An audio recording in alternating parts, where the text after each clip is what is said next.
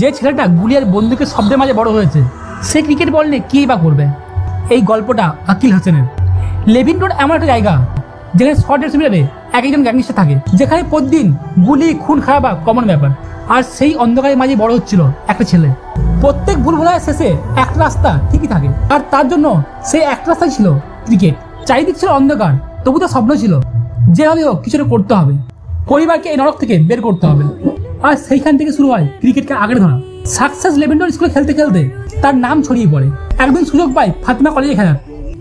তার খেলা দেখে ফাতিমা কলেজের প্রিন্সিপাল বলেছিল, তুমি কি এই কলেজে পড়তেও খেলতে চাও? ফাতিমা কলেজের সাইড স্টুডেন্ট ছিল ব্র্যান্ড লারা, তাই তাকে দ্বিতীয় লারা বলা হতো।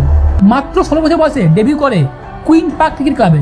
আর সেখানেই পরিচয় হয় সুনীল নারায়ণ ও ক্যারন পরাটের সাথে। সুনীল নারায়ণ বুঝতে পেরেছিল এই ছেলেটাকে লেভিনটন থেকে বের করে আনতে হবে, কিন্তু ওকিলের কাছে টাকা বা থাকা জায়গা ছিল না। তাই স্পেনে নিজের ফ্ল্যাটে থাকার ব্যবস্থা করে দেয়, আর ক্যারন পোলার্ড একটা পার্ট টাইম কাজে জোগাড় করে দেয়, যাতে টাকার অভাবে তার স্বপ্নটা থেমে না যায়। শেষ পর্যন্ত 2018 সালে ওয়েস্ট ইন্ডিজ আন্ডার-19 ক্রিকেট টিমে সুযোগ পায়। এক বছরের মধ্যে পৌঁছে যায় ওয়েস্ট ইন্ডিজ ফার্স্ট ক্লাস ক্রিকেটে। কিন্তু ওয়েস্ট ইন্ডিজ ক্রিকেটে তখন চলছিল উথাল পাথাল, তাই খেলার সুযোগ খুব কম পায়।